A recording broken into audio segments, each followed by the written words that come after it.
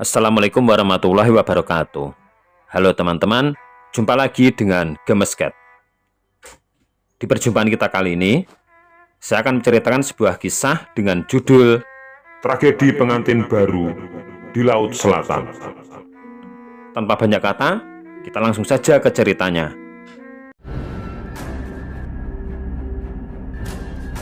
Pengantin baru ini sebut saja namanya Arman dan Henny.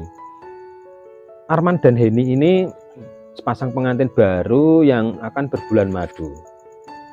Cuman kali ini sang istri mempunyai sebuah keinginan yang agak aneh. Henny itu mempunyai keinginan ingin berfoto bersama suaminya itu di Laut Selatan dengan menggunakan baju pengantin, teman-teman. Jadi ketika baju pengantin ketika mereka menikah itu ingin mereka pakai dan mereka berfoto bersama di Laut Selatan, tepatnya di Pantai Parangtritis. Nah, dalam perjalanan ke tempat wisata itu, mereka mengajak adiknya Henny yang bernama Fitri dan temannya yang bernama Widya. Widya ini seorang fotografer yang merupakan sahabatnya Henny. Setelah sampai di tujuan, tepatnya di Pantai Parangtritis, nah, akhirnya Henny dan suaminya Arman, mereka berfoto-foto dengan memakai baju pengantin yang lengkap. Ya, sejauh ini lancar-lancar saja, tidak ada hal-hal yang aneh. Cuman Arman merasakan ada sesuatu yang membuat hatinya tidak enak, teman-teman. Bagaimanapun juga dia melihat istrinya memakai baju pengantin itu mirip seperti lukisan yang selama ini dia lihat, yaitu lukisan Nyai Roro Kidul. Dia melihat istrinya itu kok mirip dengan apa itu tokoh yang legendaris ini. Dia hatinya mulai tidak enak. Kemudian setelah semuanya selesai, Arman dan istrinya pergi ke hotel untuk beristirahat. Mereka sampai di hotel kira-kira sudah menjelang maghrib. Nah, ketika waktu sudah menunjukkan jam 9 malam, Arman melihat ada hal-hal yang aneh. Dia melihat ada sesuatu yang tidak wajar pada istrinya. Arman mengira istrinya sehabis mandi akan beristirahat, tidur. Tapi tidak, teman-teman. Justru Henny itu setelah mandi dia memakai kembali baju pengantinnya. Arman sedikit heran, kok dipakai lagi, dek? Henny diam saja. Dia tetap memakai baju pengantinnya dan dia merias diri di depan meja rias. Arman sendiri ya juga agak bertanya-tanya kenapa istrinya kok menjadi agak aneh. Kemudian Henny berkata kepada Arman, "Mas, antarkan aku untuk berfoto di laut." Kata-katanya datar saja. Biasanya Arman itu kalau mendengar istrinya berkata atau gimana, dia suka menggoda atau mengajaknya bercanda lah, menimpali dengan kata-kata candaan. Tapi kali ini sepertinya Arman tidak punya keberanian untuk mengajak bercanda istrinya. Karena dia merasakan kalau kata-katanya itu datar, tidak ada nada, tidak ada intonasi, seperti kata-kata robot lah, datar gitu. "Mas, ajak aku, Mas, antar aku berfoto di laut." Loh, bukannya tadi siang kita mendapatkan banyak jepretan toh, Dek? Kita sudah mempunyai banyak koleksi foto-foto kita dan hasilnya sudah bagus semua. Apa masih kurang, kata Arman. Henny diam saja. "Aku ingin menjadi pengantin selamanya, Mas," kata Henny tetap dengan nada datar. Mendengar hal itu, hati Arman semakin tidak enak. Ingin menjadi pengantin selamanya, maksudnya apa ini? Sepertinya kata-katanya biasa tapi kok terdengar menyeramkan, ingin menjadi pengantin selamanya. Tapi karena Arman itu sejak dulu orangnya selalu mengalah dan tidak ingin berdebat, akhirnya Arman menuruti permintaan Henny. Mereka berdua pergi keluar kamar. Namun Arman menyempatkan diri untuk mampir ke kamarnya Widya dan Fitria. Widya dan Fitri juga merasa aneh. Dia mendengarkan ceritanya Arman sambil sesekali melirik ke ke Heni yang ada di seberang jalan jauh sana itu. Widya dan Fitri melihat Heni dengan pakaian pengantin lengkap duduk seperti patung, tatapan matanya kosong. Iya mas, Mbak Heni kok agak aneh, kata mereka. Ya udah gini aja, kita ikuti saja keinginannya, maunya apa, kata Arman. Akhirnya mereka bertiga mengikuti Heni. Widya sebagai fotografer mendampingi Heni dan menunjukkan tempat-tempat yang bagus untuk berfoto. Tapi Heni diam saja, dia hanya menggeleng, tidak menjawab dengan kata-kata. Di sini Mbak, tempatnya enak, kata Widya, tapi Heni tetap menggeleng. Akhirnya Widya berkata, "Lah terus gini aja, kalau menurut Mbak Heni enaknya di mana?" Heni tetap diam saja, kemudian tangannya menunjuk gini. Ya, dia menunjukkan, mungkin dia kalau bisa berkata mungkin di sana yang bagus itu, tapi Heni tidak mengucapkan kata-kata, dia cuma gini sana. Akhirnya mereka semua mengikuti keinginan Heni untuk berfoto di tempat yang ditunjuk oleh Heni. Namun tiba-tiba Heni berjalan menuju ke laut. Dia berjalan perlahan-lahan. Arman melihat hal itu langsung berlari mengejar Heni. "Heni, kamu mau kemana? Berbahaya Heni, kita pulang saja." Heni tetap diam saja. Sesekali dia memegang bunga-bunga hiasan pengantin di samping rambutnya. Arman pun jadi bingung. Dia berbalik menghadap Widya dan Fitri sambil tangannya begini. Intinya dia minta sarannya Fitri dan Widya, gimana ini, sambil berbisik gitu. Widya dan Fitri pun juga bingung, gimana mereka. Udah gini aja mas, paksa saja Mbak Heni pulang ke hotel gitu. Akhirnya Arman yang selama ini selalu mengalah pada Heni, karena kali ini kondisinya lumayan darurat, Arman bertekad akan memaksa Heni, kalau nggak mau akan digendong untuk menuju ke penginapan, karena dia merasakan ini sudah nggak wajar. Nah, ketika Arman berbalik ingin menggendong Heni, ingin menghampiri Heni, mereka melihat ternyata Heni sudah tidak ada. Waduh, gimana ini Heni? Arman sempat panik, Widya, Fitri juga panik semua. Mana Mbak Heni? Akhirnya Arman meminta tolong warga sekitar untuk membantu mencari Heni. Dan warga-warga sekitar yang masih melek, yang belum tidur, mereka semuanya membantu Arman mencari di mana Heni berada. Mereka memanggil nama Heni, tapi tetap juga belum ketemu juga. Arman sendiri juga sangat panik dan bingung. Kemudian dia mendengar HP-nya ada yang menelpon. Begitu dia melihat HP-nya, ternyata yang menelpon itu mertuanya. Arman bingung, apa ya nanti yang akan aku katakan kepada ayahnya Heni. Dengan ragu-ragu akhirnya Arman mengangkat teleponnya. "Waalaikumsalam warahmatullahi wabarakatuh. Ada apa ayah?" kata Arman. Dia memanggil mertuanya memang dengan sebutan ayah. Nah, di dalam telepon itu ayahnya Heni itu mengatakan kalau ternyata Heni ada di rumahnya. Padahal Heni itu rumahnya Nganjuk. Dapat dibayangkan, Nganjuk dan Parangtritis itu berapa jauhnya bisa kita perkirakan. Ternyata Heni sudah pulang di Nganjuk dengan memakai baju pengantin dan jalan kaki. "Yang benar ayah," kata Arman. "Iya benar nak Arman. Ini kenapa Heni kok jalan sendirian pakai baju pengantin? Kalian habis berantem ya?" kata ayahnya Heni. Arman pun kemudian meminta ayah Heni agar menjaga Heni, dia akan malam itu juga akan berangkat ke Nganjuk.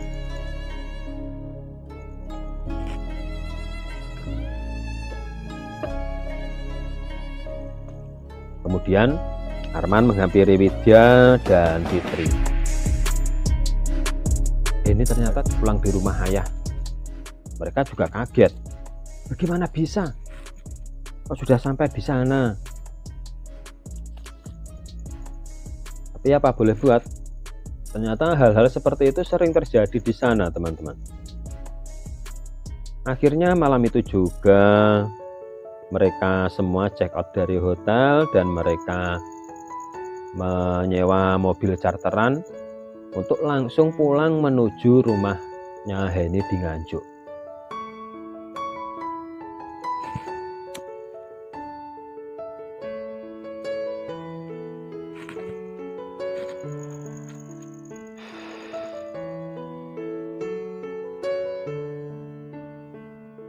Tetapi dalam perjalanan Widya sempat tertidur, teman-teman. Dia bermimpi. Dalam mimpinya itu dia melihat Heni itu duduk di sebuah kursi. Sebuah kursi yang berwarna merah. Heni menghadap dirinya. Dan di sampingnya itu ada seorang nenek-nenek. Nenek-nenek itu berkata, "Bawa kembali ke laut, bawa kembali ke laut." Dia merasakan mimpinya itu benar-benar persis seperti nyata, bukan mimpi. Tapi kemudian Heni terbangun dari tidurnya. Oh, ternyata itu cuma mimpi. Heni menceritakan mimpinya kepada Arman. Kalau mimpinya itu memang benar-benar nyata, hampir seperti nyata. Arman pun berusaha menenangkan Widya. Ya, mungkin kamu terlalu terpikiran sama Heni, terbawa mimpi, Widya. Kamu tenang saja. Iya mas, mungkin saja, kata Widya. Mereka bertiga sudah sampai di rumahnya ayahnya Heni.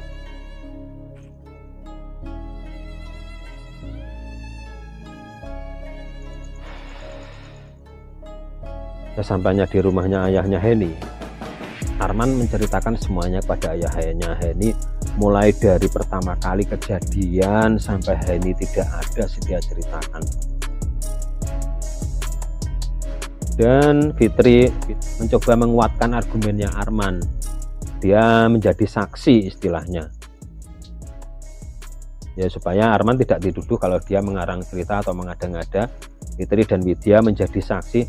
Akhirnya ayahnya Widya terpaksa mempercayai apa yang dikatakan Arman, karena memang kenyataannya sekarang Heni berada di rumahnya dengan memakai bajuan pengantin dan jalan kaki.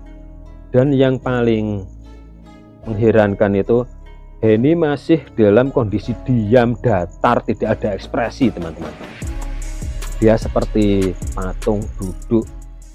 Kalau ditanya hanya bisa menggeleng dan mengangguk.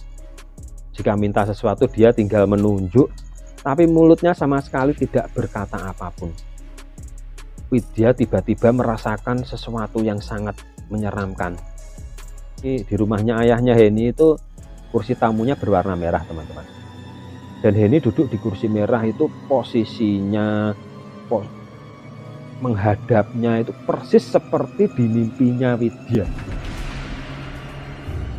Widya melihat sama persis seperti di mimpinya Heni duduk di kursi merah. Dan Heni pun melihat di sampingnya itu ada seorang nenek-nenek persis juga di mimpinya itu. Dan nenek-nenek itu juga berkata, "Kembalikan Heni ke laut." Widya melihat itu hanya bisa berteriak dan menunjuk-nunjuk. "Arman, Fitri, apa kalian nggak lihat itu ada nenek-nenek? Itu ada nenek-nenek." Widya terus berteriak histeris seperti itu. Tapi semuanya tidak melihat kalau di situ ada nenek-nenek. Yang cuma melihat hanya Widya. Dan dalam penglihatan Widya, nenek-nenek itu terus berkata, "Kembalikan ke laut, kembalikan Heni ke laut."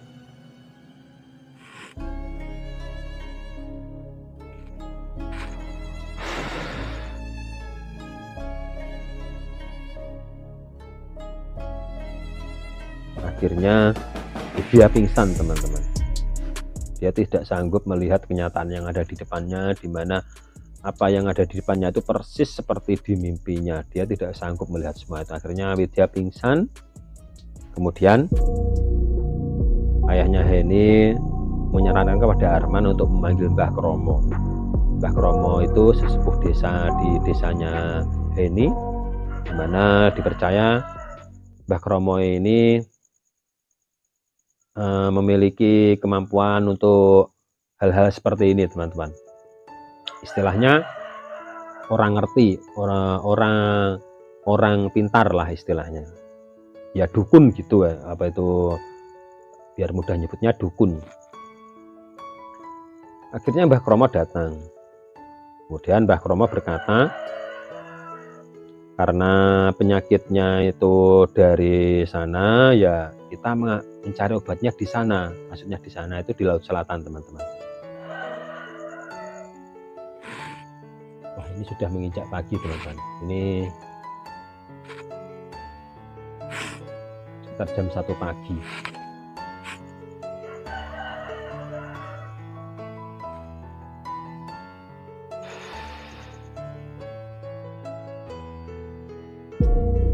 Akhirnya mereka semua berangkat ke Laut Selatan, dan di sana oleh Mbah Kromo, Heni disuruh berkumur-kumur air laut di sana. Heni pun menuruti kata-kata Mbah Kromo. Dia berkumur dan cuci muka dengan air laut dari pantai Parangtritis itu tadi.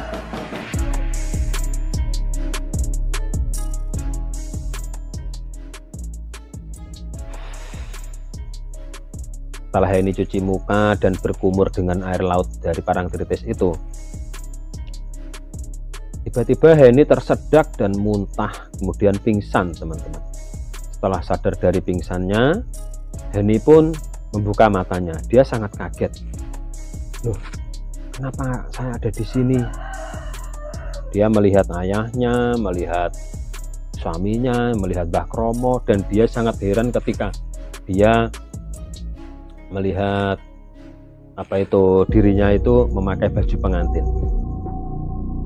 Dia sangat heran sekali. Apa yang sebenarnya terjadi? Sudahlah, kamu istirahat dulu, kata Arman menenangkan Heni. Setelah itu mereka semua masuk mobil dan pulang ke Nganjuk. Ya, Heni bercerita kalau dia itu seperti diantar oleh 2 anak kecil. Nah, 2 anak kecil ini memakai kebaya seperti pendamping pengantin Jawa. Kalau istilahnya, kalau di daerah saya istilahnya putri dumas teman-teman. Putri dumas itu biasanya 2 anak perempuan kira-kira umur apa itu 5 atau sampai 7 tahun. Mereka biasanya mendampingi pengantin dan mereka memakai kebaya Jawa lengkap. Dia melihat seperti ada 2 anak kecil berpakaian putri dumas mendampinginya dan menggandeng tangannya mengajaknya jalan-jalan. Ini merasakan dirinya diajak ke tempat-tempat yang selama ini dia ingin kunjungi, seperti Candi Borobudur, Prambanan, dan ada sebuah tempat yang Heni tidak tahu tempat apa itu, cukup aneh. Tapi intinya Heni sudah melalui banyak sekali perjalanan bersama anak kecil itu tadi. Ketika tiba-tiba dia merasakan kalau tenggorokannya itu rasanya sangat asin dan apa itu serak seperti menelan air laut. Nah, ternyata waktu itu mungkin dia sedang disuruh Mbah Kromo berkumur air laut itu tadi. Dan kemudian dia seperti tersadar dari sebuah tidur. Kalau apa yang dialami Heni ini memang suatu kejadian yang di luar nalar. Tapi hal seperti ini memang banyak terjadi di daerah pantai selatan teman-teman. Bagi penduduk sekitar mungkin ini bukanlah hal yang mengherankan, tapi bagi orang yang belum pernah mengalami, mungkin ini sebuah kenyataan yang sulit diterima akal sehat. Nah, mungkin cukup sampai di sini ya teman-teman. Jangan lupa komen, like, dan subscribe supaya saya lebih semangat lagi menghadirkan kisah-kisah menarik di beranda YouTube Anda semua. Sekian dan terima kasih. Wassalamualaikum warahmatullahi wabarakatuh.